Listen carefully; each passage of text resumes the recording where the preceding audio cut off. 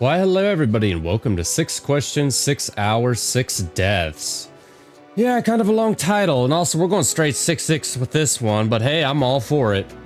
Now, this is supposed to be a psychological horror visual novel which follows the story of two best friends who've been given the opportunity to stay in an exclusive hotel, usually reserved for the upper elites of society. Only for this once-in-a-lifetime opportunity to turn to a game about death and grief. Yeah, sounds very interesting. Now, this game was recommended to me by the developer themselves, and is still currently in demo, but it's definitely piqued my curiosity. With that being said, let's go ahead and jump straight into it. Nor. When is he going to arrive? It's been 30 minutes already. Even though I'm outside the MRT station, there's still crowds of people rushing in and out of the entrance every minute. I mean, fair enough, it is rush hour. It's been months since we last met up, so I forgot about his habit of being late to everything. We used to meet up every single day, which is natural since he is my best friend and all. But I guess, as the adults in my life once told me, friendships grow distant the more you age because life gets busier. Ain't that the truth?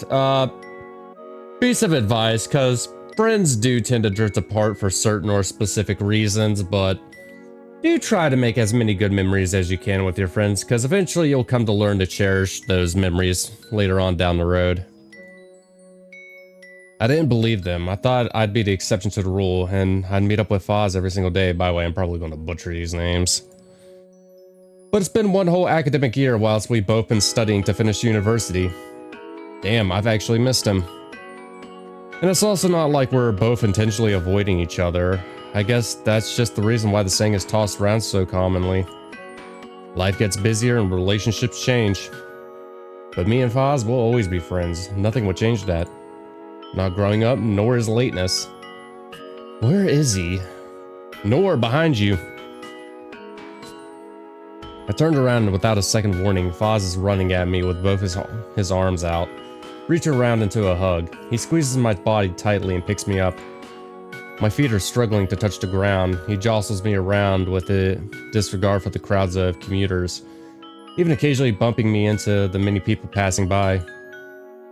I'm not the type to enjoy physical touch, usually, as I take my personal space very seriously. However, I've grown accustomed to Foz's hugs. If you're friends with him, it's just something you get used to. He's a very touchy person with his family and friends. He'd die if there was nobody to hold.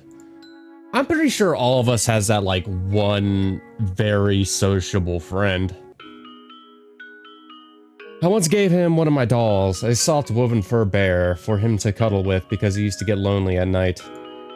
This was when we were younger, but he's remained a very social person who needs someone around at all times. Of course, a scene like this draws everyone's eyes suddenly towards us. However, I'm used to being stared at when I'm out with Foz. He can get a bit loud at times, forcing the spotlight on himself by accident. And often me along with him. But he means no harm. He just forgets that he's in a public space with other people who don't want to be included in his shenanigans. I miss you so much, man. I'm so happy to see you again. I missed you too, man. It's been too long since we properly hung out. Kinda do dig the art style. He's kind of like wearing it's almost like an 80s punk look. With the leather vest, the pop collar. I also dig the necklace, though I'm surprised he doesn't have a choker on. Well, I guess Nora has a choker on, but... Oh, he's also got the same necklace. Huh. Is this a new shirt you made? You noticed. Yeah, it is. Gotta let others know I'm an artist some way or another, you know? We're both creatives, but Foz focuses more on sculptures and graffiti, meanwhile I do poetry and creative writing. He likes to collaborate with a group of artists. I think he's currently in some sort of collective. I just write and publish my work quietly and honestly. I do not wish for others to know who is behind the works. Looks great. I've been telling you to sell them. You could really make something out of these shirts. You really think so? Thanks, man. I'm really happy with my creative life at the moment. I feel like I'm the best version of myself right now.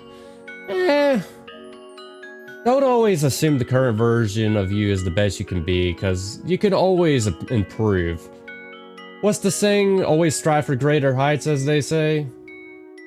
If you feel like you can climb an extra inch, just say fuck that and climb an extra mile. I'll say though, I never thought I'd come to see the day where you stick to a single hair color for more than 3 months. Foz used to switch between colors frequently. He tried every color under the sun. Well, to be fair, me too. But I always picked darker shades so I wouldn't stand out. My hands would always be stained with dye, but I liked Foz letting be the brash pioneer for us outcasts.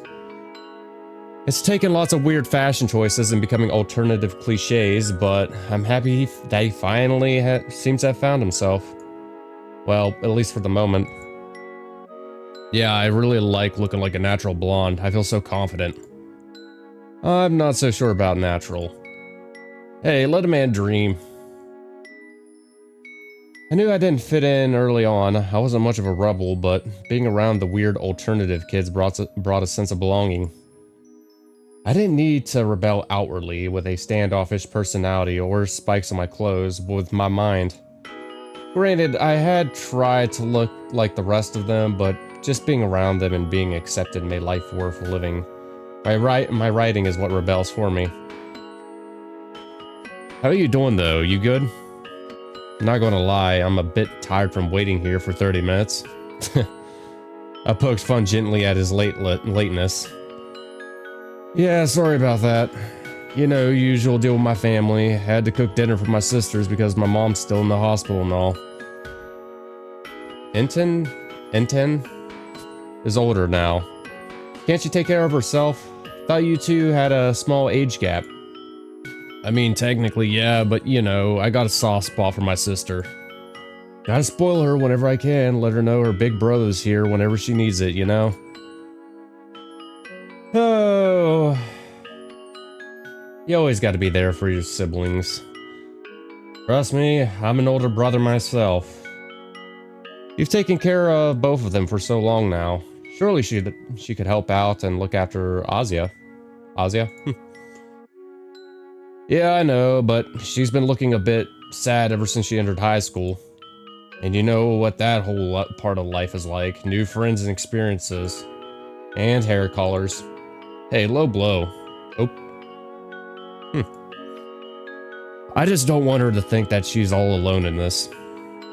And that sentence alone shows the type of person he is. He has a big heart despite what people assume from hearing all those stories about him from others.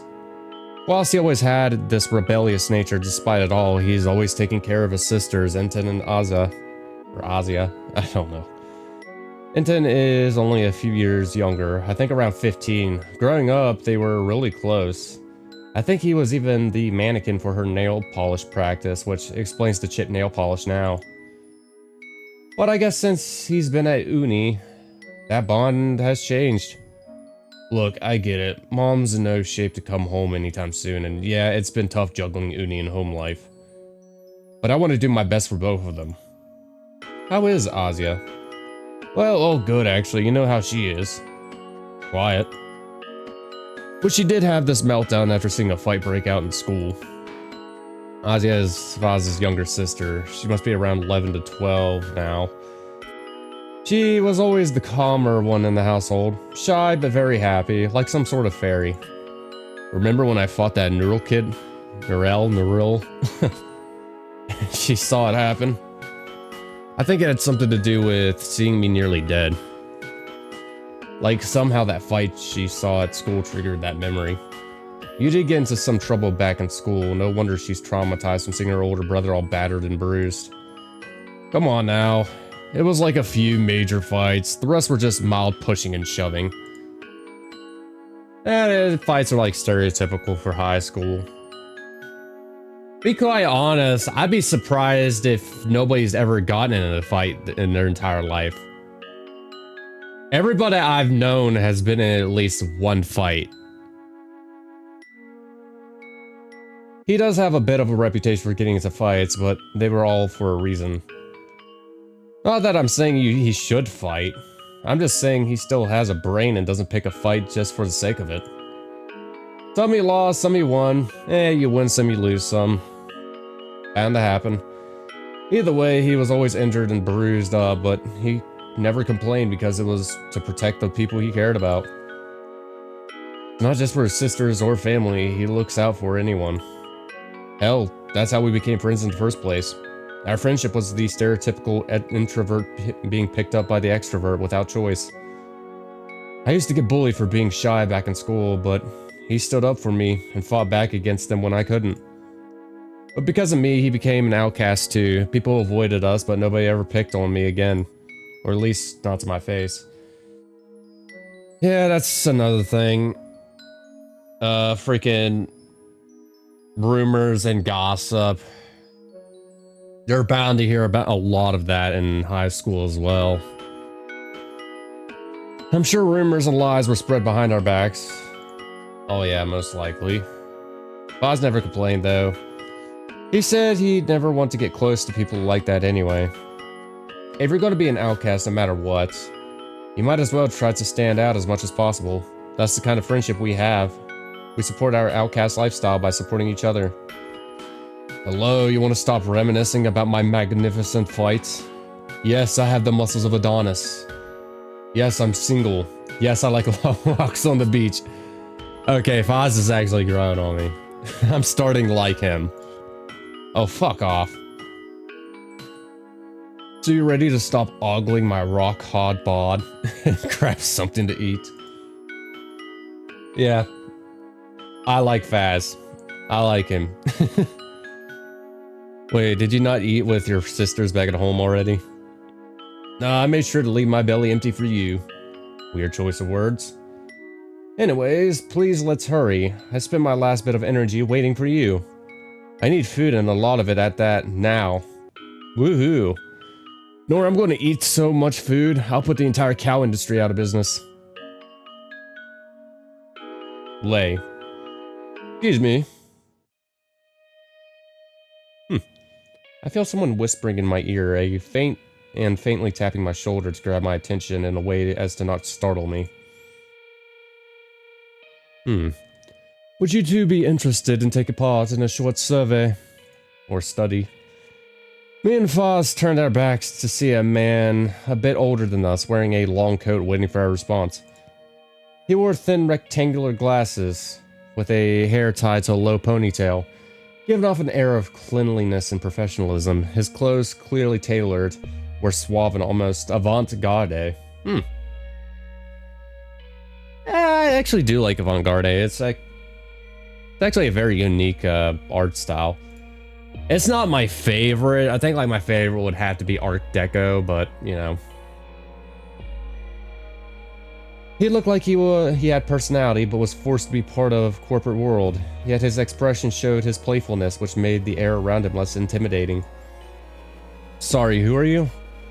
Apologies, my name is Lei Huan. I'm a part of a bigger research team called Zinzel Cognitive Labs. Our company was founded in 2014, and we do various types of research, mostly focusing on how people's emotions can exhibit flexibility in different complex situations. We're currently looking for a pair of long-term friends who are willing to partake in our new study. If I may ask, how long have you two been friends for? I've known this guy since he was like 14, so what, like around 8 years now? Bro, why are you answering him? It's gotta be some shady scam. Or a cult. A random guy outside the station going up to any person he deems vulnerable enough to recruit or prey on. This is as textbook as it can get. Not to mention he's like in a fancy suit and all that. Like, I don't know, just looking at him already, he definitely has like the telltale signs of a shady scammer. There are way too many stories of people getting caught up in a bad situation from things like these. I know Foz has been the victim of a few of these. Hey, just hear him out. Just hear him out first. Poor guy had probably been ignored by hundreds of people. We've both been in issues handing out flyers to anyone who passed by, yet nobody cares enough to give us a second glance. Then after that we can go eat. Like I said, I'm starting to like Foz a lot. I'll let out a sigh. He's probably my favorite character right now. As much as I want to disagree with Foz and just leave now, it's definitely not the worst thing he's asked to do. There's no harm in just talking to the guy. Words pose no threat to the both of us. I should really learn to be less paranoid all the time. Sometimes it's always best to side with the air of caution, especially when you're dealing with people out in public, because, well, usually people always wear a mask when they're out in public. Though when you're behind closed doors, the mask goes completely off, and then that's when they let their true colors show. Why am I already judging him so harshly when he's not spoken much at all?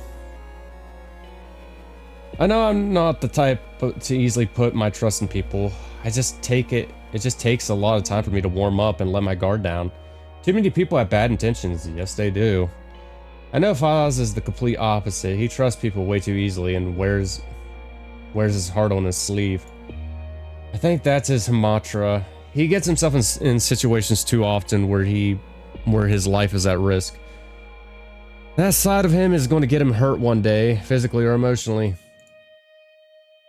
However, I am not also jealous that he's able to see good in every person. Maybe. The ease in which he talks to people and gets so friendly in a short amount of time. I wish I had those skills. I don't know why I'm thinking about this. I guess I forgot how we're both two sides of the same coin. I don't really have any friends outside of Foz. I have a few good acquaintances here and there, but nobody else who I would exactly call a friend. It can be lonely sometimes, but I'll take loneliness over the other option. Nevertheless, being closed off all the time isn't doing me any good. I guess I should try to take a leaf out of Foz's book. I fully understand that approaching you randomly on the streets raises some red flags. I can assure you that this is a real study backed by a team of professional researchers who have years of experience in this field. I would be happy to answer any questions you might have to clear up the confusion. I also like how both his eyes are like two different colors. Like you got white and you got black. Here's our business card. Zenzel Cognitive Labs, huh? Looks real to me. Maybe try searching them up online. I took out my phone from my pocket and made a quick search for the company. Their website pops up alongside several news articles detailing all their achievements in different research studies throughout the years. I guess they're seen as reputable in their field, not that I know much about that side of the world. But I'm learning to trust, so yes, the accreditation must be real. Clicked on their website and sure enough, the company's description is written out exactly how Lei just explained it to us a few seconds ago. Scrolling down to the bottom, you can see a picture of the entire team involved in Zenzel Cognitive Labs. At the very left of the group, you can see a man that looks exactly like Lei Wan. Foz leans over and spies the website along with Lei's picture. Damn, you guys are the real deal, huh? Lei simply smiles back at both of us. So what is the study? What does it entail? Do we get free stuff? Nor I want free stuff. Ha! Like I said, I like him. Have a document outlining everything, which you will have the chance to read in detail if you agree to partake in this study. But to explain briefly, all you need to do is fill in questionnaires every hour as we monitor your behavior in the hotel room. Okay, 6 hours, 6 questions. Like every hour we're going to get a question. And I'm guessing like maybe the 6 deaths is like kind of like a death route maybe. I don't know. We'll see. But to explain briefly, all you need to do is fill... Yeah, we already read that. Or did we? Watch your behavior in your hotel room. Your answers, conversations, actions will all be recorded and written down for this study. Is that all we have to do? Yes, that is all you have to do. Further analysis on your behaviors will be done after this stage and will no longer involve you two. Your active part is only needed for a total of 6 hours. Yep, so 6 hours, 6 questions, 6 deaths. I still don't understand why they would want to monitor such a thing. What's the outcome of the study? The study is for a research paper on how trust between long-term friends presents itself and how certain factors might change that trust. And where is this study going to be? The study will be held at the Arena Hotel. We are long-term partners with them, and they have so kindly provided the space to us for free for us to conduct this specific study. Wait, did you just say the Arena Hotel? You mean the fancy rich one in the center of town? Yes, exactly, that Arena Hotel. Arena Hotel, infamous for its exclusivity and selective clientele. Whilst undoubtedly being the best place to stay in Singapore. Oh, so this takes place in Singapore, huh.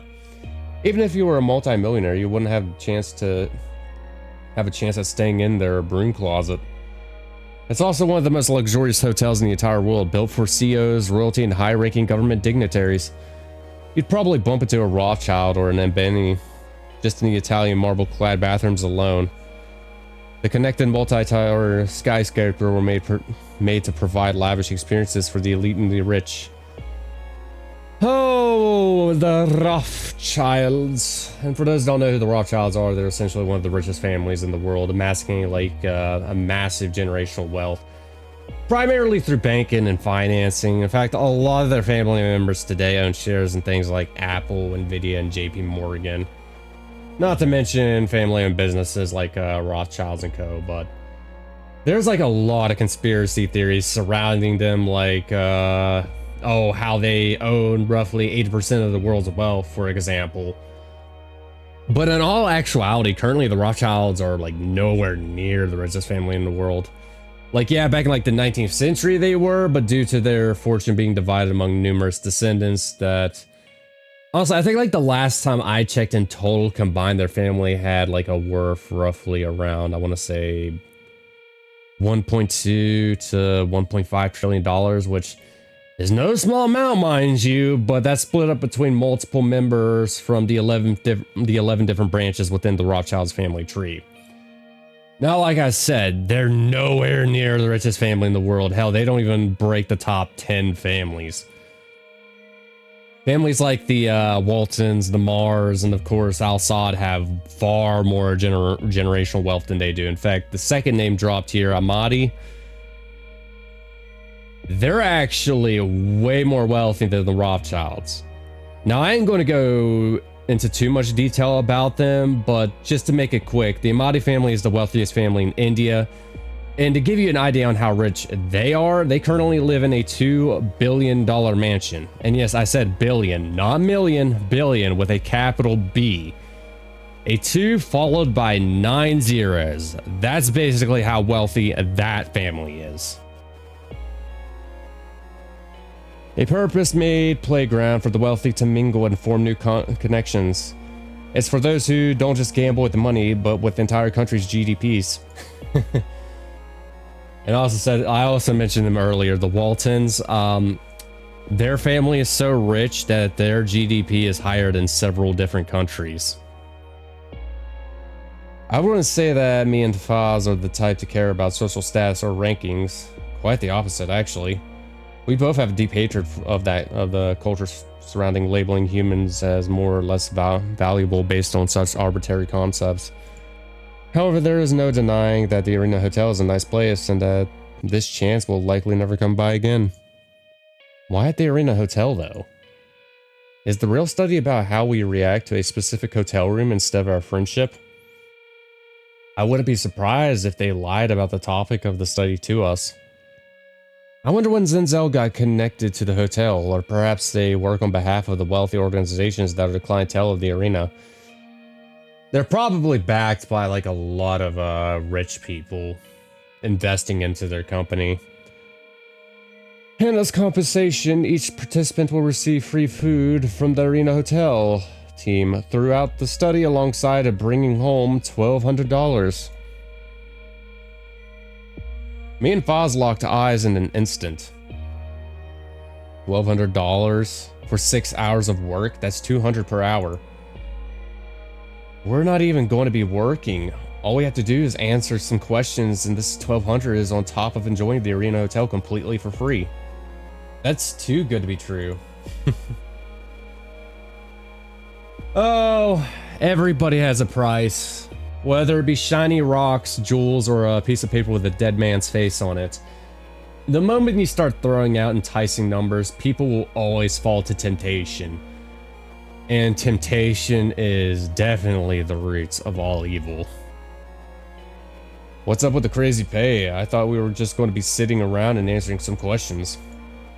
Before I could open my mouth, Foz said what was on my mind. It sounded too good to be true.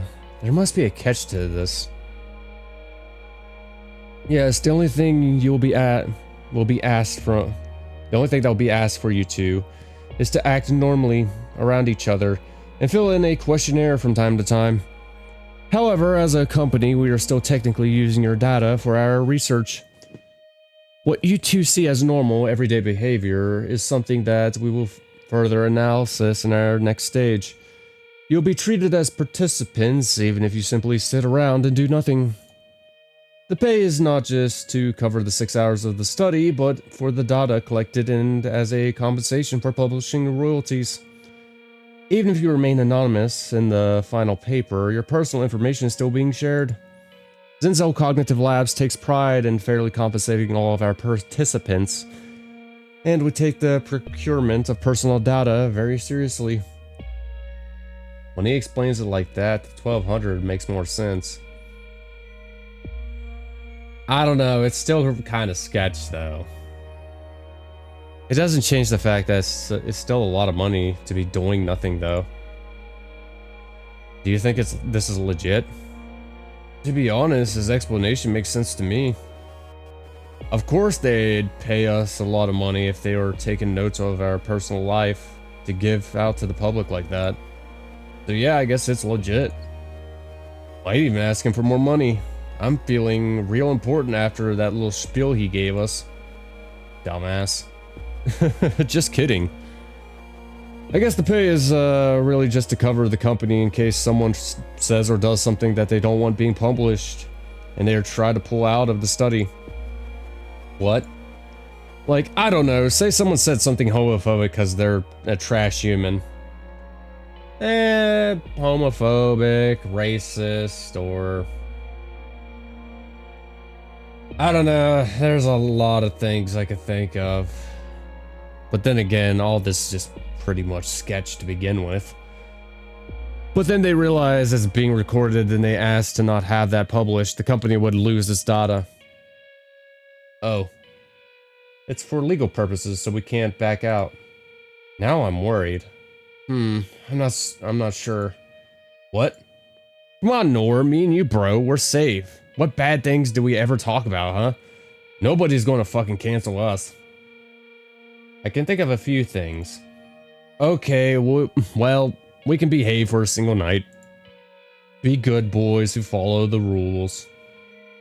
And the Arena Hotel, bro, we're never going to be able to go there using our own money. This is the perfect chance to see behind the curtain, steal from the rich. Nobody gets this type of opportunity. And all due honesty, though, the rich do live somewhat boring lives, at least to me. Because, like, if you look into the lives of the rich, it's just all show, if that makes sense. Like, it's all peacocking. That's what they pretty much do.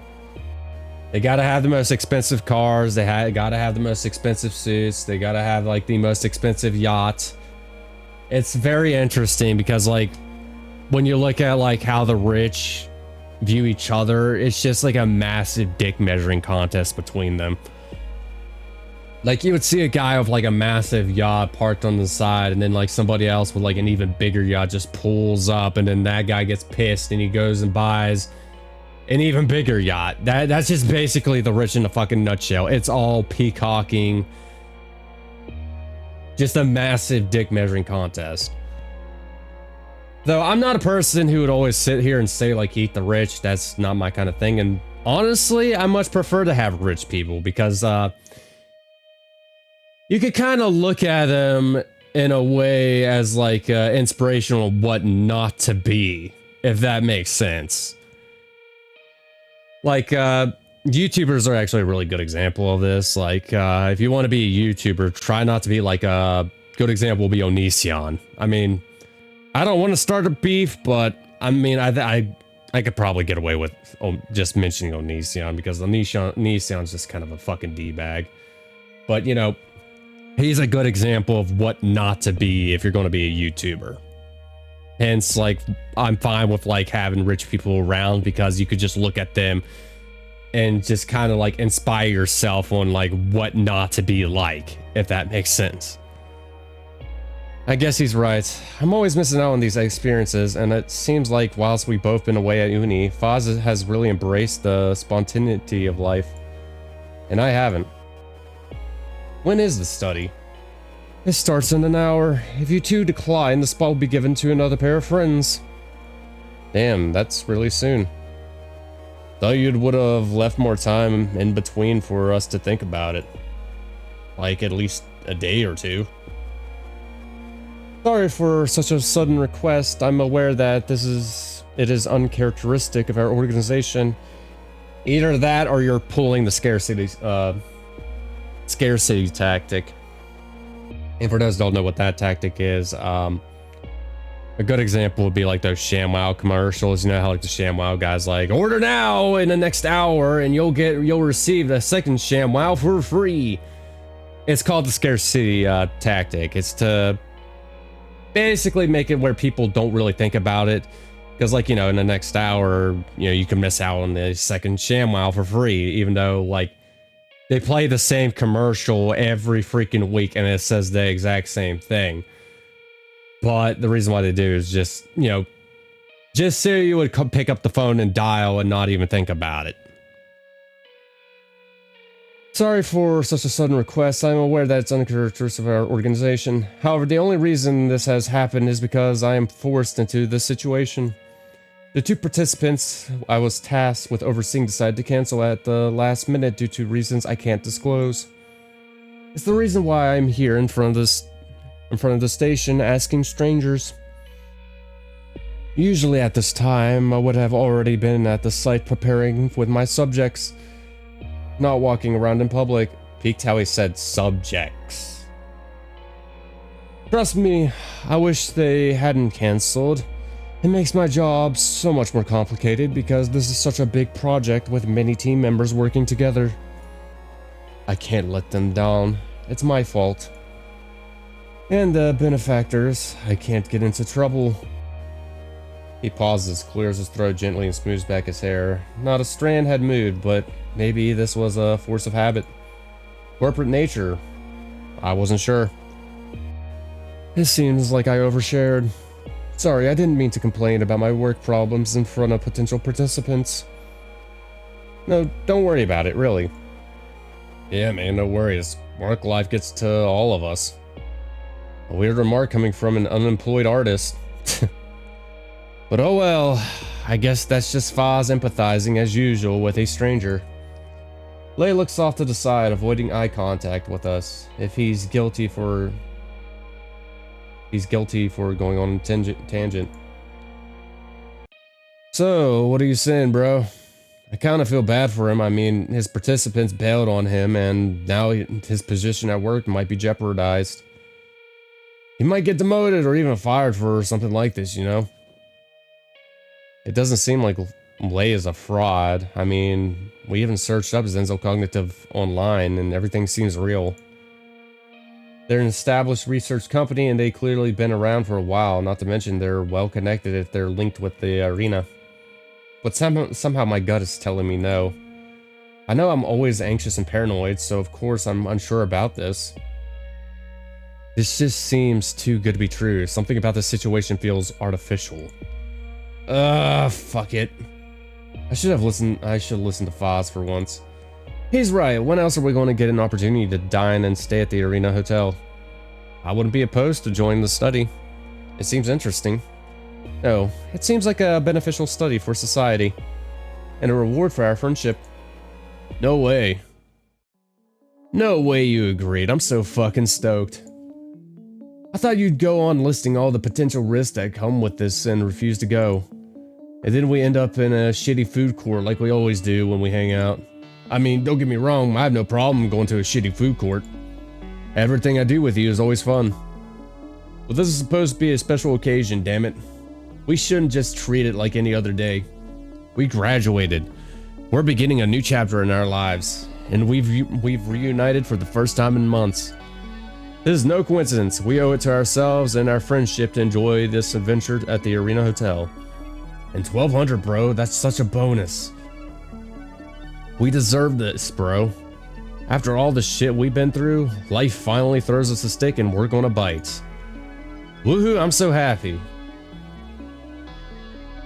I have a feeling this is gonna go south real quick. I'm happy to do this with you, Nor. He hugs me again, this time tenderly. Boz is right, we should celebrate. And we wouldn't have done anything grand because we're both broke. But an opportunity has presented itself for us to enjoy ourselves, so why not take it? Lei Juan, was it? Yes, have you two decided whether you want to join the study? We would like to, yeah. Lei's eyes widened, lit up with surprise. Excellent. I'll bring over the car to drive you two to the Arena Hotel. I'll explain more about this study once we're on our way. So firstly, what are your names? Name's Faz. I'm Nor. It's a pleasure to meet you both. Lei walks off into the distance. Bro, I'm so excited for this. Can't believe we're so lucky. You know what this reminds me of? It just clicked in my head. This kinda... like, it's kinda like the premise of, what was the name of that movie? Hostel, if anybody's ever seen that. Where, like, you got this, like, rich billionaire guy who's going around, like, talking to people, like, usually hitchhikers and stuff like that, and, like, offering them a free stay at his luxury hotel. But in actuality, when they get to the hotel, they're basically, like, getting tortured and butchered by the rich because the rich find it fun. That's the kind of vibes I'm already getting with this. Maybe your witchcraft stuff actually worked. Do you still do that stuff anymore? What's the last thing you wish for? Or whatever it's called when you do your weird occult stuff? Look, it's a bit embarrassing to admit out loud to Foz, but I do believe in that sort of stuff. Promise you won't laugh. Of course, I promise, bro. I did do something small, a ritual of sorts, just to make sure today would go well for us both. I was scared that because we hadn't seen each other in months that it would be awkward, or that you'd realize that you don't want to be friends with me anymore. I just wanted to make sure today went exactly the same way it always did when we hung out in the past. I'm not exactly someone who's well versed in witchcraft or anything like that. I guess it's just a sort of a placebo effect on me. Bleh. But it brings comfort when I'm presented with questions about mortality. I only do it when I'm really anxious. It brings me some form of peace. Was I actually worried about our friendship? No. I just can't lose anyone else. Sorry, man. I know I promised not to laugh, but how can I stop myself from laughing when you say something stupid and dumb like that? I'd always want to be friends with you. I'm always going to be friends with you. Do you not remember what our matching necklaces mean? Ah, okay, they're friendship necklaces. Kind of like friendship bracelets. Of course I do. It's just sometimes I get worried. Well, stop being worried, you bitch. This necklace is proof that we will grow old together, you know? We aren't going to die before we reach 80 years old, okay? And when I mean together, I mean it. I'll be beside you the whole way, whenever you're going through a rough time. Whenever you just achieve something great, I will be there as your best friend, years later down the line. Are you doing alright? You know, like mentally? Yeah, it's just been a while, sorry. And also, you better not leave me either. I know I have a lot of friends, but you're my one best friend, you know? I'd be fucking heartbroken if you forgot about me. Of course, I would never leave you. You're my best friend as well. I'd do anything for you, Foz. And look, your wish came true. We got a lucky day in the Arena Hotel for the night. You really think that's because of me? What else would explain it? You bring good luck to the both of us. Beep beep. Sound of a honking car cut our conversation short. But it also meant that our ride was finally here. We quickly jumped in, ushered by Lei. The car was luxurious beyond belief. Not only did the center console have engraved crystal glass flutes with champagne, but the roof had literal stars. Like a Mercedes-Benz or something. The seats seemed almost modeled to our body, with the rich leathers and intricate stitching cushioning us. There was even real wood paneling accentuating the cabin. I guess it made sense that they were hosting us at the arena. They clearly had money. The seats in the car had been adjusted so that me and Foz were able to face Lei. There was also a really fancy table that came out of the console in between us that Lei opened up and set up for me and Foz to read through the contract. Oh, it's gotta be like a limo or something, probably. Because if he's like facing us, then yeah. Some like luxury limo or like a luxury minivan or something. Even though the car glided through the streets, we could still feel how fast the driver was going as we were pressed in our seats due to the momentum. Again, you have my thanks for your participation in this study. Before we reach our destination, and as to be effective with the limited time we have until the start of the study, I would like to hand you the contracts here in the car, if you do not mind. We're both cool with that, yeah. Great. If at any point when reading the contract there is something you do not consent to, you are allowed to change your mind. We will drop you off in front of the nearest MRT station for you to get back home safely. But I would like to make it very clear that once the contract is signed, you must participate for this full 6 hours, and are not allowed to withdraw mid-study. Do you both understand this? Yeah. Okay, good. I will move on. Lei handed out the paper to me and Foz. Feel free to read through the form now. On the very top of the paper it says Research Participant Consent Form. I filled my name in the blank space and continued reading through the paper. Zensao Cognitive Labs Research Participation Consent Form. This research agreement is effective between blank research participant and blank researcher/supervisor of said participant. Research overview. It is your right to consent to participate in this behavioral analysis study. You will be asked to fill out a questionnaire every hour until the study is finished. The study will not continue if the participant does not answer the questionnaire. The purpose of this study is to examine how trust presents itself differently between friendships. The purpose of this research is to study the trust between long-term friends through analyzing their actions and collecting questionnaire answers through the 6-hour study. Please tick the box which applies to the participant's length of friendship and their corresponding partner for the study. 1 to 5 years, 5 to 10 years, 10 to 20 years. In the event of an injury... In bold letters it says, the study will not continue if the participant does not answer the questionnaire. As you can read, the purpose of the study is to observe the trust between the two of you through questionnaires in the 6 hours you are at the Arena Hotel. Please tick how long you two have been friends for. I take the middle option, continue on listening to Lei's explanation. Now, if you two could read even further down. This section of the paper details what would happen if an injury were to occur. In the event of injury, Zensao Cognitive Labs does not condone any activity that is harmful as a part of the study. If in the event of an accidental injury, the medical team will be on site and will be called to assist. However, if the participant decides to become hostile and causes injury to another person, further actions will be taken depending on how serious the injury is. Zensao Cognitive Labs will not be at fault for any serious mental or physical damage caused by the participants. That's one to be sketched about. By signing this form, I give my consent to being studied. I understand the purpose of the research and my role in it. I must complete all questionnaires. I must complete the entirety of the study. Unless morbid circumstances arise, which no liability is to be held by the overseer. That's another sketch one.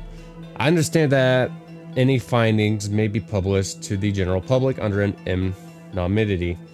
I understand that I may contact the supervisor if I require further information about the research. I must obey the supervisor as they are in charge of our health and safety. That one too. I assign the rights to my overall health and safety to Zenzel Cognitive Labs. That's another sketch one. Zenzel Cognitive Labs will not be liable for any serious injuries or mental anguish. I will forfeit all monetary compensation if this agreement is broken. There's like 5 on this sheet that would immediately make me sketch. Signature, research participants, and date. If in the event of an accidental injury, the medical team will be on site and will be called to assist. However, if the participant decides to become hostile and cause injury to another person, further action will be taken depending on how serious the injury is. Zenzel Cognitive Labs will not be at fault for any serious mental or physical damage caused by the participants. Why would they have to clarify this on the paper? Like I said, it's sketch. It's sketch. When you're signing the contract, it's best to try to read between the lines. Because if you just randomly sign that contract, you probably end up screwing yourself. Be very careful when you're signing these things. It's as if they don't want to take responsibility for any serious injuries they cause. Hey, here it says something about injuries. Yes, sometimes things can get a bit heated between the participants in these studies. It is to make clear that the injuries and fights are not caused by Zenzel Cognitive Labs, but rather by the participants' own personal problems. Of course, we are here to help if anything serious were to happen. Okay, I guess. Makes sense, I guess. Well, we won't have to worry about anything, right, man? Yeah. Me and Foz don't have any bad blood between us, so we should be fine. The rest of the paper just details all the different aspects of the study that we are consenting to, like I must complete all questionnaires. I understand that any findings may be published to the general public under anonymity. The Zenzel Cognitive Labs will not be liable for any serious injuries or mental anguish. And finally, I will forfeit all monetary compensation if this agreement is broken. Something about this form makes me feel uneasy. But if they really were a bad company, surely news about it would have gotten out already. I look over at Foz to see what he thinks of all this. You still in? Hell yeah, I am. Already signed my name. Seeing Foz so excited like that makes me feel more calm about this form and this study in general. Maybe I'm overthinking it. I grabbed the pen and signed the form, officially making me a participant of the study. Me and Foz give both our forms back to Lei and sit back, waiting for us to arrive at the hotel. We have arrived at the Arena Hotel. Oh, it's, where have I seen this before? It's that one hotel from, God, I forget the name of it. It's from the Home Alone movies. I forget which Home Alone, but I don't know. That's gonna bug me. I'm gonna be like sitting down all day trying to figure out, like, remember the name of this hotel. We stepped out of the car and were greeted by the almost Art Deco styled skyscraper. Yep, I fucking love Art Deco. It oozed elite snobbery and wealth. I wish Art Deco would make a comeback though. Like, it was very common in like the 1920s and 1930s, but like after the Great Depression and of course Prohibition, that's when Art Deco started to become less and less common. It needs to make a comeback because it's like so unique looking. It's definitely better than like the boring and bland look that a lot of buildings have in today's world. The structure was almost as if the art from The Great Gatsby had been brought to the modern world. Towering columns cast in pure white stone akin to a Greek temple held the building up. juxtaposed with expensive glass windows, which naturally had privacy tints. As we get closer to the entrance, numerous armed guards move out of sight, and our attention is drawn to the doorman ushering us in through the grand doors. Once inside, we are greeted with intricate marble floors with contrasting colors, numerous meeting spaces, and sofa nooks, which are each fully furnished with decor. And looking upwards, we can see two-story balconies with grand chandeliers against coffered ceilings. An ambience of delicate lampshades are dotted around the room in combination with the vast amounts of natural light cascading in from the large foyer windows and balconies. In contrast with the regal decor, there's an array of meticulously kept foliage, from bamboo and palms to birds of paradise and bonsai. Welcome, sirs. How may I assist you this evening? I'm Lei Huan, part of the Zenzel Cognitive team that's been assigned to floor 55. Honestly, surprise, it's not floor 66. Lei Huan shows the man his ID. Understood. Please, come this way. Me and Faz just both followed behind Lei, not knowing the layout of this hotel. We entered the mahogany paneled lift and remained silent the entire way up. The elevator arrived at the 55th floor. After following Lei through the wide, extravagantly decorated hallway, Lei came to a stop.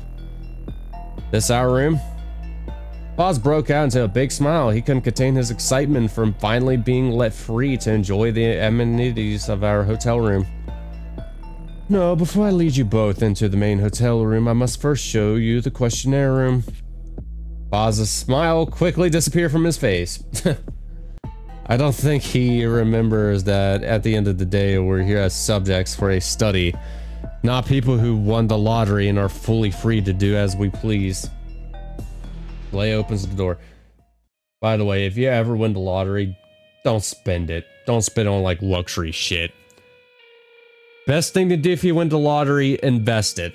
Like buy some stocks, because like in the future, either it will benefit you in the future or it could benefit your kids or next of kin in the future. Just saying. The room was extremely small and cramped. It looks very out of place compared to the rest of the Arena Hotel. It looks like more like a dingy interrogation room, devoid of any color or decoration. This room is where you will answer the questionnaires. It will remain locked until the hour has passed. Just before the turning of the hour, you'll hear a melody that indicates the door has unlocked and prompts you to enter. Inside this room is a secondary door that leads to your personal hotel room, where you shall spend most of the time during the study. The only way a person can access the exit to the hallway is thus to the outside world is through this first room. Oh, so basically we're trapped. Yeah, we're going to be stuck in a hotel room because we have to go through the questionnaire room and then we have to go in the hallway. Not to mention we're on the 55th floor. And I imagine there's going to be like a bunch of armed guards probably outside in the hallway now. The moment we go in, that hallway is going to be patrolled. If I understand correctly, the hotel room itself is self-contained and doesn't have a door leading to the outside. It saw that you have to pass through this weird, shitty, glorified broom closet. I guess this floor really was made specifically for the Zenzel Cognitive Labs to carry out their research. The custom aspect made me unnerved. Such an exclusive place, yet this company had free reign over an entire floor plan. I really hope that our room doesn't look anything like this. That makes me think they probably own the hotel. Maybe. Only one participant can be inside this room at a time. Seeing as Noor is participant number 1, he will always enter this room and answer the questionnaire first. Fa shall wait outside the room until Noor is done, and only then will he be able to enter. Between the two of us, I have always been the more patient one. Faza has a lot of trouble holding himself back for most things. Once he sets his mind to something, he will want it immediately. Even if I was in the room for only a few minutes, I assume Foz would grow impatient and anxious. Guess I'll try to answer it as quickly as possible. What a silly dude. He's honestly like an energetic dog at times. You shall not discuss your answers or the content of the questionnaire to each other. This is to ensure that one participant does not skew the other's answers. Too bad, I wanted to debrief you after. Oh man. Guess that's to be expected. Fair and unbiased results are essential for a study like this. But still, I wish I could have gossiped with Foz about our answers, like with our past exams. We were both honestly pretty bad at school academically. I say Foz didn't really care about grades at all. He thought that experience mattered more than numbers, so he just joined a lot of extracurricular activities. That's smart. I mean, I ain't saying like don't study in school or nothing like that, but in all due honesty, a lot of the stuff you tend to learn in high school you really don't need, like algebra, for example. Like algebra is like the biggest one. I don't know. I think like people need more like almost like more life skill classes. Like a good example would be cooking, you know, home ec and all that stuff. I think that's more important than like a lot of the shit they teach you in school now these days. I cared about my grades and I tried to put effort into them. By the way, I'm American, if that makes sense. American schools, not the best. But life was hectic back then and it really screwed with all my grades. This room will also be where I monitor you during the 6 hours. I only exit this room if there are any disturbances or if any participant refuses to voluntarily come to the questionnaire room. So you're just going to be sitting in this room for 6 hours. In which case I will have to take them inside. Do you both understand? Yes. Yeah. I know Foz must be bored with all the long explanations and just wants to get inside the room as fast as possible. I'm glad that Lei took his time to explain everything to us, though. It shows that the company and he cares. We're ready to start the study now. Well then, Foz, I asked you to leave this room and wait outside in the hallway until I come and get you. See you later, man. After Foz left, the door closed on its own, and I could hear that musical beep that Lei had mentioned to show that it was now locked. I sat down on the chair opposite Lei, feeling uncomfortable with the whole situation suddenly. I know we just started, but how are you finding it so far, Noah? I feel out of place in this hotel, and even in the car earlier I felt like a fraud. Well, you will have 6 hours to settle in and enjoy this. And I do recommend enjoying it to the fullest, as this opportunity does not come to many. Of course, thank you. Some of the weight lifted off my chest and I tried to think about Foz and his positivity to try and offset my anxiety. Well, Noah, this is the first questionnaire you have to answer. If you are confused, you may ask and I will answer. Lei handed me a piece of paper. It reads, "Is the person in the room your friend?" Hold up. Is the person in the room your friend? The only person besides Nor is Lei. There's only one question. Yes, it is to start you off and get a base answer before the next few hours. That makes sense. I assume questions that are more complex will be presented later on as the night continues. I easily take it.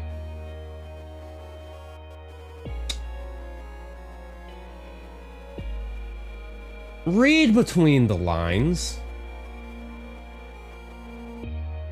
Is the person in the room your friend? No. Your friend is outside the room waiting in the hallway. I easily take yes. Thank you for finishing the first questionnaire. You may proceed to the main room.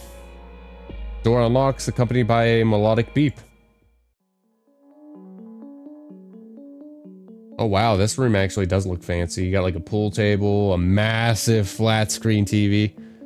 Whoa. This place better have a bar. I didn't even know that hotel rooms could be this big. When I first entered, you're immediately greeted by a pool table. Not exactly something that me and Foz are into, but it's good to know we have some form of entertainment so we never get bored. There's also a round dining table. Then moving further along the room, there's a cozy sofa with a big TV. There is a bar. This would be the first place I would immediately go to. Right next to the social bar, showcasing many types of drinks and snacks. Plus, this is like, you know, a luxury hotel. They're going to have the real expensive liquor. We're talking like the $500 to like $900 champagnes and all that stuff. There's of course the bedroom, which I assume me and Foz won't be using because we're only here for 6 hours and we'd want to stay awake to make use of all the amenities available to us. Then there's the bathroom with a grand marble bathtub, even a separate rainfall shower. Oh, even one of those fancy Japanese toilets, and of course a massive vanity mirror. Seems wasted on us. We're only here for 6 hours after all. Yo, what the hell? This room is big. Hear Foz's voice in the distance. This is sick. What happened to your jacket, bro? Put it back on. Is that free alcohol? Me and Foz have the same effing mindset. Foz, look back at me. You want to drink and get shit-faced with me? Hell yeah, I do. Well, let's see what they have here. Foz picks up a heavy glass bottle of champagne. That's got to be expensive. Nah, you want to get the stuff on the very top shelf. That's the premium liquor. If you ever go to a bar, the stuff that's on the top shelf, that's their most expensive liquor. Grand Cru Demisic Blanket de Nose. What? Grand Cru Demisic Blanket de Nose. I probably butchered that in all honesty. Oh, look at you, Nora, with your fancy Spanish words. No, it's French. Definitely French. But still, I have no idea what that means. Foz manages to pop the cork, which strikes the ceiling, making a loud bang. He holds the bottle in one hand as it foams over. Woohoo, champagne with my boy. He takes a swig directly from the bottle. Gulps. Ugh. Well, okay, that's not the best tasting drink ever. You're not supposed to drink champagne from the bottle. You're supposed to pour it in a champagne glass, and then you're supposed to... You gotta finesse it. You gotta pretend to be fancy when you're drinking champagne. He sets the champagne bottle atop the counter and dives behind the bar, searching once again. He pulls out an ornate glass decanter with hand-blown fleur de lis garnishing the sides. Take a times to charm, Foz. Foz grins as he pulls the heavy glass stopper and again drinks from the bottle. Dude, glasses exist. Foz barely sets the decanter down before coughing part of the liquid up and gasping for air. My mouth, my throat, my stomach, ah. Let me guess, whiskey? It's on fire. Whiskey, yep. No, it says something, I don't know, cognac brandy. Oh yeah, brandy would do that too. Oh, that shit tastes like gasoline. You should try moonshine, dude. That shit... Moonshine tastes like straight effing diesel if anybody's ever had it. We are so out of our depths. Foz dives behind the bar a second time and returns with 2 bottles of beer. I'm not really interested in beer. I'd just be taking shot for shots on all the liquor bottles. Now that's more like it. Sweet holy goodness, come to Papa. Foz passes me a bottle, and after a clink of a glass, we both enjoy the familiar taste of chilled beer. I'm not much of a beer person. It ain't obvious, I'm more of a liquor person, and I'm a pretty heavy drinker, so. After another beer, Foz had moved to the sofa whilst I was standing observing the view from the floor to the ceiling windows. We had started to reminisce about our time together at school and all the antics we used to get up to. Fuck, I forgot how much fun I have when I'm around you. Hey, what are you feeling now from a scale of 1 to 10? Like a 2? I'd say I have a high tolerance for alcohol. Every time me and Foz go drinking, he's a lot more out of it than I am. He knows his limits, but sometimes he likes to push it himself. Not fair, man. We have to get you more drunk. Here, drink more. What level are you on? 7. Freaking lightweight. Yeah, fucking lightweight. Well, then again, Nora really didn't drink that much. What? He's like on 1 beer? He didn't really like take a swig of the shot glasses, so I don't know. Out of the corner of my eye, I realized Foz had a tear running down his face. He is quite an emotional drunk. Hey, what's wrong, man? I'm just so happy right now. You got me worried, man. I thought you were sad. Nah, far from it. I'm happy knowing I have a friend like you, someone I can trust and be completely open with. And I know I come across as the type of guy who just let anyone in. But Nora, you're the only one I truly trust. I mean, I've been through a lot. I don't like showing people that I'm struggling or that I'm weak. Most know me as strong-willed and tough. But then I'm with you and I'm like able to let go of that. Wow, he really is an emotional drunk. I'm more of a giddy drunk. Like, I like to laugh a lot. You remind me that it's okay to show my struggles outwardly. That there's nothing wrong with feeling negative. Unless it's like, God.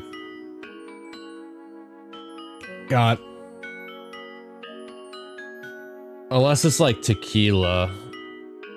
I don't know. I don't know what it is about tequila, but tequila does tend to make me violent. I'm a violent drunk if I'm on tequila. Everything else, I'm just like a giddy drunk. I mean, it's only human. And I know technically our necklace was meant to stop you from killing yourself, but man, I'd be lying if I said it hasn't saved my life as well. Hey, it's okay, dude. I'm happy that you can be yourself around me, too. The necklace is a visible sign of an onward love we have for each other. Foz finishes the drink in his hand. I truly am so glad to have someone like you in my life. Nobody will ever replace you, Nor. What the fuck?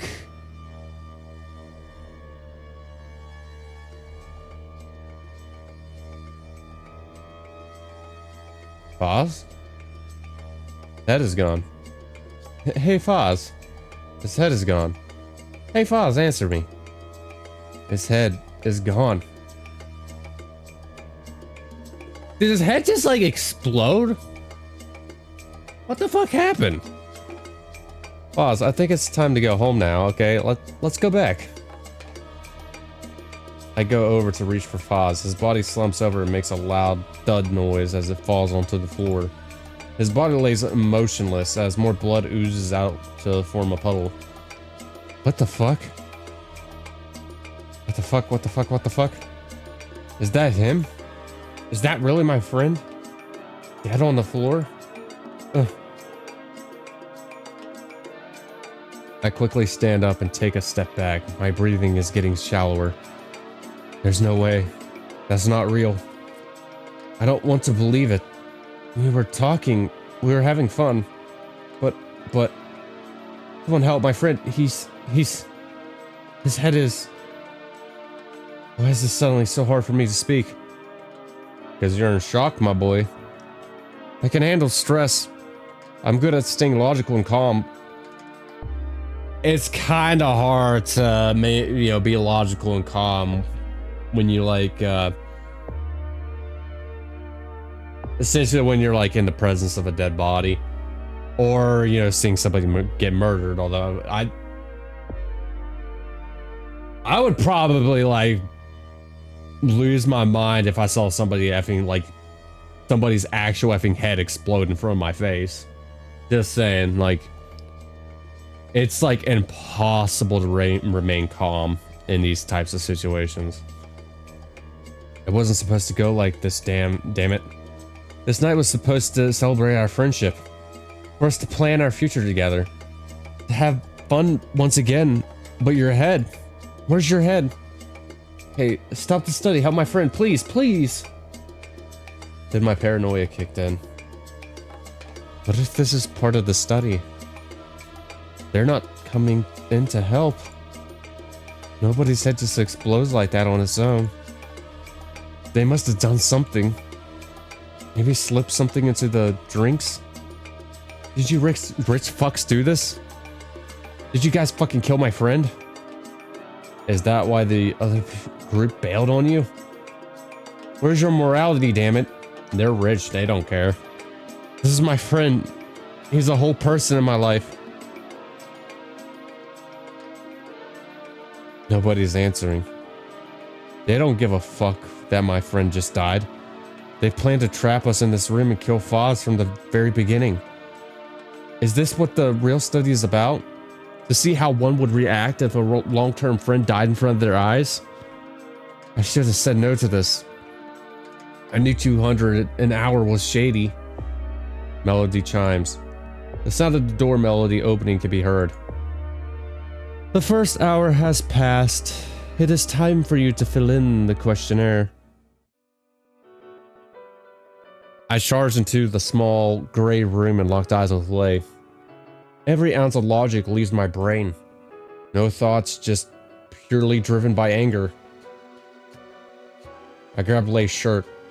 My hand moved before my brain could comprehend its actions, and before I knew it, I had punched Lay's face. I've never punched anyone in my entire life. I don't do confrontations. My rage comes out from my words. Right at this moment, it feels like my body's being taken over by Foz. Like he's the one punching Lay instead of me.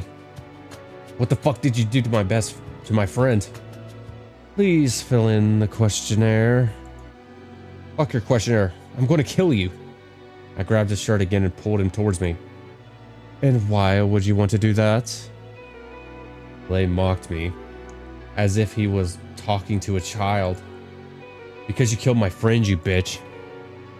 I delivered another punch to Lay's face, harder this time. And he just smiles. He shrugs it off. A red welt starts to appear on his jaw. He didn't express any form of pain except a smile. Wait, is that fucker smiling? For being punched? Nor, I shall remind you that causing harm to me will have dire consequences. As stated in our contract, we will not bring any form of harm to any of the participants. Then explain how his head exploded. Our job is to observe your actions and collect the questionnaire answers. If any unexpected harm befalls the participants, there is medical staff on site and police ready to be contacted if it is not an accident. This goes for me as well. If you cause serious harm or become a threat towards me, you will be arrested. And who knows what they would think about the current situation, nor... Are you threatening me? I am not threatening you. I'm simply telling you what would happen if you continue this violence. My friend is dead. He's... Yeah, I imagine he'd have the police on his payroll, so... They're already bought. Oh god. What about his mom? His sister? Shouldn't have been sisters. No. As I stated, the medical staff will arrive if someone is injured. Seeing as nobody fits this criteria as of now, the medical staff will not be brought in. All you have to do is fill in the questionnaire. Nothing else I asked from you. Is something going to happen to me too? No harm will come to you, Noah. Nor would I have harmed your friend Vaz. My job is to supervise you both, that's all. But his head exploded. That's not normal. I mean, how can he physically do that to himself? Answer me. You said you would answer all my questions. And I have answered to the best of my abilities. Now it is time for you to answer the questionnaire once more. He completely dodged the question. I'll walk over to the door that is the exit to the main hall and try to forcefully open it. Where's the key for this thing? I need to call for help. I cannot open that door. It is controlled by somebody else on the team. They only open the door when the study is finished. I am stuck here with you, Noor. And in order to finish, you simply need to answer the questionnaires given to you. I glance over at the paper laid on the table. If answering the stupid thing is the only way to get out, then so be it. The person in the room, your friend. It's the same question. Click no. Check no. That's it. The same question again. Is this supposed to be a joke? What good is asking the same question again? You already know the answer. They're making fun of me. They're enjoying seeing me in pain. Getting off on my grief. They think I'm stupid. Leia remains quiet for a second. This is the question that has been given to you to answer. As a participant, it is not part of your task to ask question, or your task to question our methods. But why? You already know he's my friend. That's the entire reason why you came up to both of us. Because we're long-term friends. There is a reason for everything we do here, Noor. We wouldn't do anything that did not serve a purpose. If the question poses no difficulty, then you shouldn't have any trouble picking an answer. Heck no! He's pissing me off. He's being difficult on purpose. Whatever. I'll play along with your games. I need to get out of here. Thank you for your cooperation in this study. You may return to the main room. But I don't want to go back. Vaz's body will be there. You must exit this room so that the second participant may enter and answer the questionnaire. What second participant? He's not even here anymore. How can a reputable company get away with this? If you have enough money, you could get away with anything. How has none of this reached the public or the news? Yo, you finished with the second questionnaire? I first still. Isn't that... I see Fala standing in front of the door. I know we're not supposed to know each other's answers, but I was trying to eavesdrop through the walls and hear what you and Lei were talking about. They must have sealed it pretty tight because I couldn't hear a single thing. I can't move. I opened my mouth, but no words came out. But your head was gone, Faz. Is what I want to say. Am I going crazy? That definitely did happen. So how is he... As I told you, you must now exit this room so that the second participant may enter, as it is his turn now. I'm the crazy one here? What happened just now? You went in to fill in the questionnaire and now it's my turn. You did take a while in there. Were the questions that hard? Before the questionnaire, what happened? What? When we were sitting and drinking together? Nothing else happened? We just sat and drank and then I went to fill the questionnaire? Yeah, that's what happened. Then his head didn't explode. Did I dream all of that? I'm so confused. I am too. That was real. But But then if that was real, how can Foz be standing right in front of me now? I don't know. But he's alive. Foz, thank God, I was so scared. Thought I lost you. What are you talking about, man? I'm completely fine. Did something happen inside the questionnaire room? You okay? I think maybe I just drank too much or something. My brain is all weird. Damn, you suddenly a lightweight now? Can't believe I'm less drunk than you. Just joking. We can lay off the alcohol for tonight. I gotta fill in the questionnaire now, so I'll be right back, buddy. Don't miss me too much. Yeah, okay. None of it makes any sense. Do I just move on? Like, nothing happened? I feel bad for Lay now. I lashed out at him for nothing. He even explained that no such thing happened, and I was still adamant and violent. I should apologize to him in the next questionnaire session in an hour. Of course, you're not going to lose me. The door shuts and the melody plays. I should go wash my face to freshen up. I walk over to the bathroom and splash some water against my face. The blood, it's gone. I don't understand. I was just about to say that too. Go to like the place where his head just kind of exploded and see if there's still blood there. But I don't know, yeah, there was like blood all over his face and now it's gone. I don't know, that's kind of weird. How is my face clean? It was covered just a few minutes ago. Covered with Foz's blood. Nora, where are you? I hear Foz's voice from outside the bathroom and go to see him. I finished the questionnaire already. You think they give us different papers? Like, they make you answer one thing and I answer another? Don't know. I mean, we're not really allowed to talk about it. About what we answered. Yeah, fairs. No bother. What do you want to do next? Just chill and see what's on TV? I don't know if I really want to sit down on that couch again. I feel sick just thinking about it again. Maybe play some pool instead. My head kind of hurts. I was hoping to rest for a bit. But if you don't mind. I don't know why, but my neck feels all weird. Like right about here. Boss points to the nape of his neck. Like, does he still feel what happened? Like, I mean, granted, he doesn't remember his head exploding, because obviously, but I wonder if, like, he could still, like, somewhat feel what happened. Like, the nape of the neck was, like, where his head exploded at.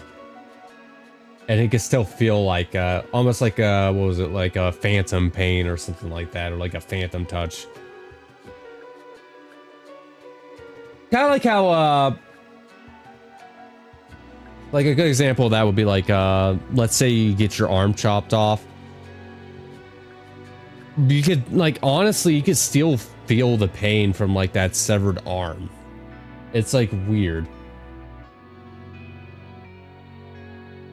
Like, as if it came apart and got put back together again. Huh?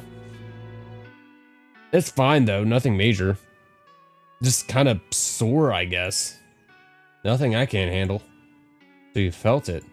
Yeah. Felt what? You felt what I saw. What do you mean? What did you see? Your head. It exploded right in front of my eyes. Huh? That sounds like some horror movie slasher type of thing. Scary. Like Jason Voorhees just like popping your head in a vice grip. No, this was real. It felt real. Nora, are you feeling all right? I mean, it's not like, how do I put this gently? You remember a few years back when you had those hallucinations and shit? You know, when, don't bring it up, please. I've done everything I can to move from that. Worked so hard to move past those events. I never have to remember them again. I don't want to ruin this night just because of my personal baggage. I'm better now. Sorry. I'm just trying to say, maybe you've been stressed again recently. I don't know. It was different this time. Like it was real. You were right here beside me, and your head exploded. Your blood was all over me. I felt it all. But that's the whole point of hallucinations, no? You start to think everything is real. No, I mean, I guess so. This is different though. I know you don't like talking about it, but sometimes you need to confront these horrible feelings and memories to be able to move on properly. That's true. Don't just like bury your trauma. Try to confront it, you'll come off better. No, I'm fine. Maybe it's just a sign for you to unpack all these complex feelings that you have inside you. You don't know what you're talking about, Foz. But I do know. What do you think I've been going through with my mom? I'm dealing with my parental trauma. You know it's fucking different, Foz. I just want you to be better. And I am better. Please, I just don't want to talk about this. Especially not tonight. Okay. I'm sorry. It's fine. Wanna go play pool now? Yeah, seems nice. Now that I'm thinking about it, have we ever played pool together? Yeah, there's the table in your house. You taught me how to play when I came over once. My uni friends like to play 2 truths, 1 lie while playing pool. Seems like it'd make things more interesting, right? Yeah, aside from the fact that I practically know everything about you already. We literally grew up together. What secrets are you hiding from me? Okay then, if you know me so well, I'll ask you a bunch of personal questions about my life. And you have to answer them all correctly. This doesn't up the difficulty, you know, right? Well then, if you get any question wrong, you'll have to tell me a secret about yourself. I don't exactly hide things from Foz, but I am more closed off. I don't share unless he explicitly asks. Fine, so I won't have to tell you anything. We shall see. Ahem, first question. When did I get my first piercing and what was it? This is too easy. It was your lobe back in middle school. But you had to take it out almost immediately afterwards because the school was strict. They found out because you're such a poser and couldn't hide it. Ding ding ding. You are correct. And I am no poser, how dare you. You know, I'm surprised you never pierced yourself. I'm surprised you haven't got a single piercing that's been done professionally. Or well, not so surprised, seeing as how some of them rejected. Hey, most of them are still here. Don't know. Your eyebrow piercing seems a bit red. No, does it actually seem red? It's my favorite out of everything I have. I can't let that one reject. Just kidding, man. Foz looked at me disapprovingly. Difficulty level increased. Next question, medium. Damn, we're doing levels now.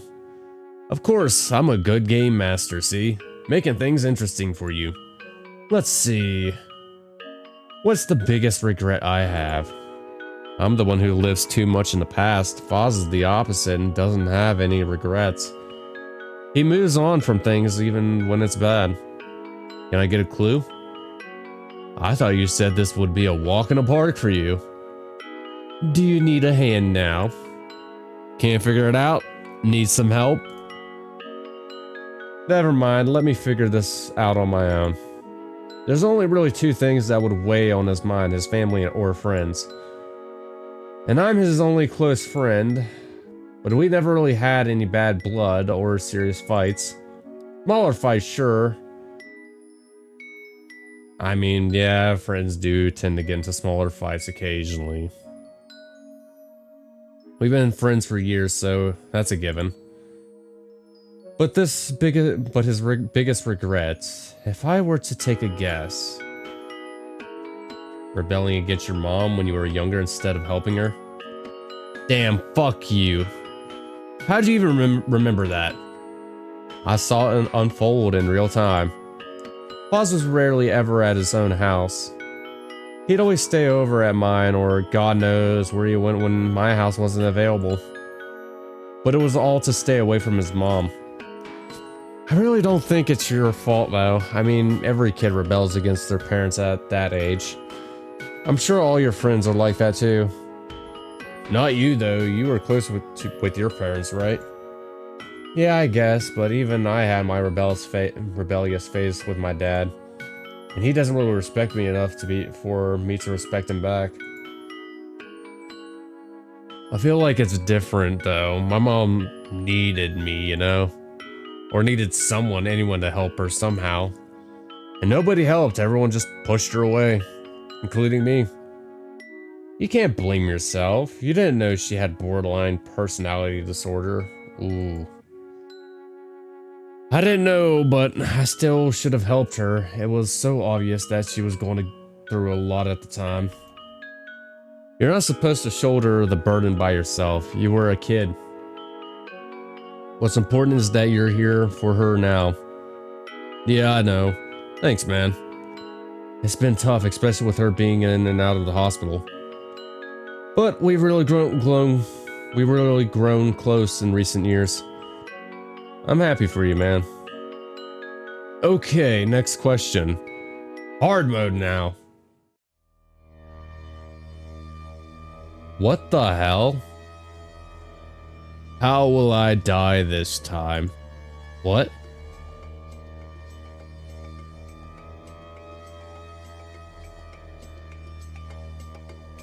Did he just jam the pool cue in his throat?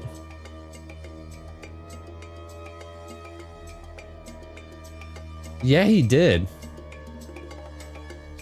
No. Pause. Not again, no, please no. Right into the, I want to say the jugular vein. Nor, what happened? Nor, it hurts. Wait, okay, just hold on, I can make it better, okay? Blood was gushing out of his neck at a rapid pace. Yeah, it's definitely hit an artery. There was no way I could stop the flow, but I had to try. Nor, please help me. I'm trying to find a solution, but in reality, I'm sitting still, frozen, unable to do anything. Rip off a piece of cloth and try to apply pressure to the open wound. Granted, he's going to be bleeding a lot of blood, but if you manage to seal off the wound just in time, you may buy him a couple of extra seconds, if you're lucky. Trying to find a solution, but in reality, I'm sitting still frozen, unable to do anything. It hurts so much. Can't hold on anymore, Nor. You really can't do anything, can you?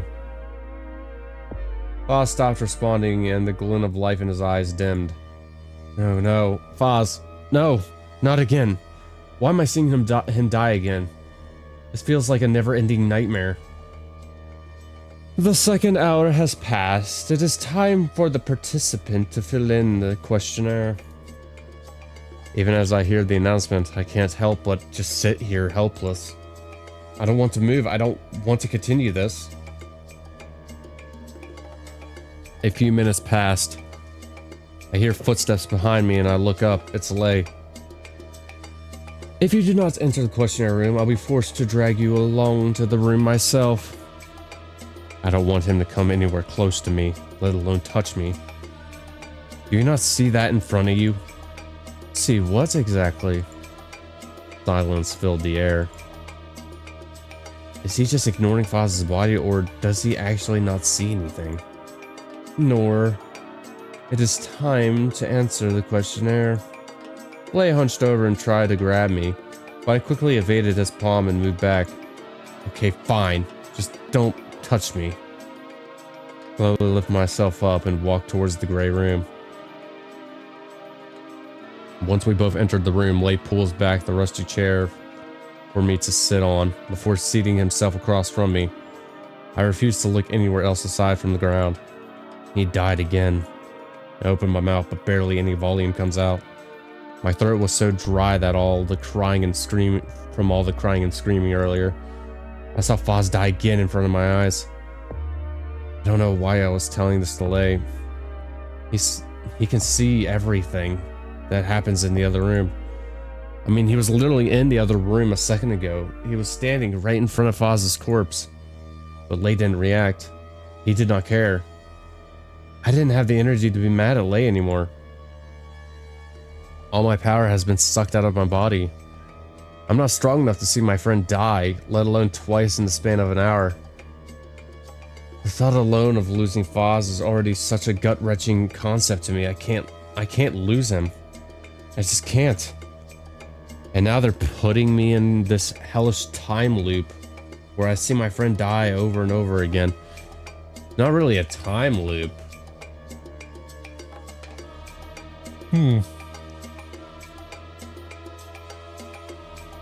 Or maybe it is. I don't know.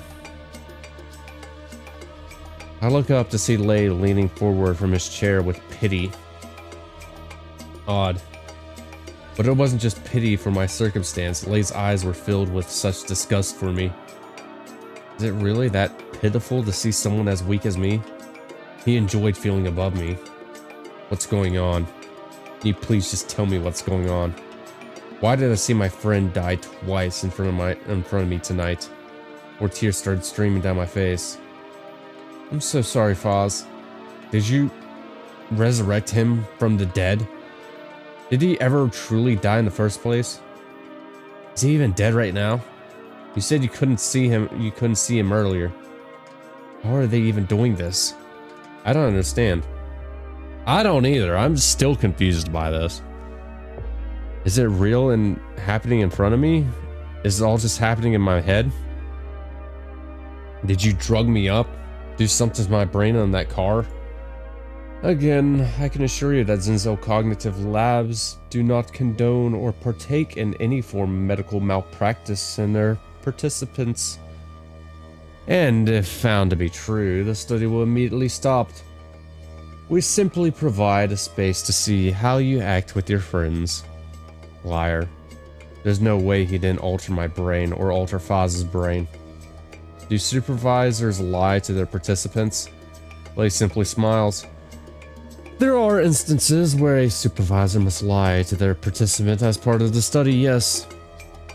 I have told you nothing but the truth to you, but you are free to make your own judgment. There's no reason for me to trust Lay.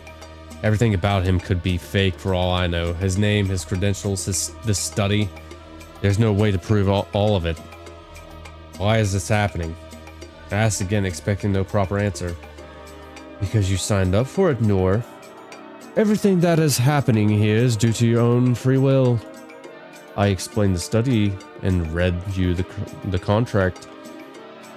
You knew what you were getting into, and you signed your name because you wanted to be involved in the study. Don't you see? It's all your actions, your choices. Is it all my fault? Foz is dead because of me? No, he didn't explain the full study to me. I would have never known. But I should have been more careful. Can I ask to withdraw from the study? Maybe it's this place, it's cursed. And if I leave, everything will go back to normal. I just want everything to go back to normality. As you have signed the contract, you have agreed to participate for the full 6 hours and stay in this room until the study is over. Why did I sign that? Why did I agree to all this? There is only one thing you can do if you want to exit this hotel room. Finishing the 6-hour study. Lay pushed over a sheet of paper closer to me. Well then, answer the questionnaire. Is the person in the room your friend, Foz, or is it someone else pretending to be him?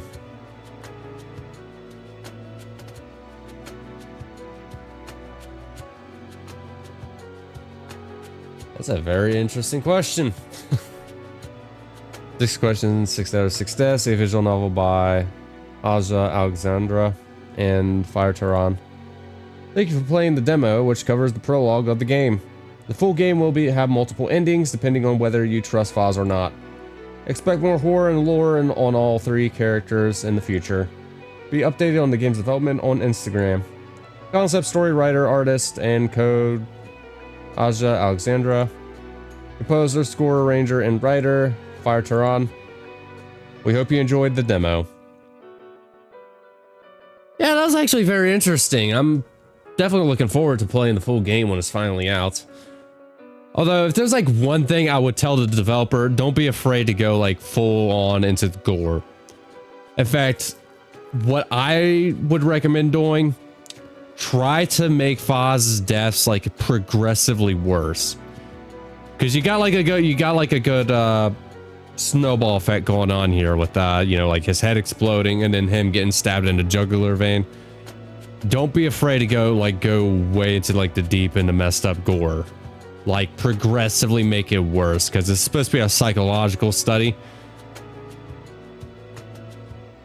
Put like Nor in situations where like it would like physically break his mind, like mentally break him down to his core.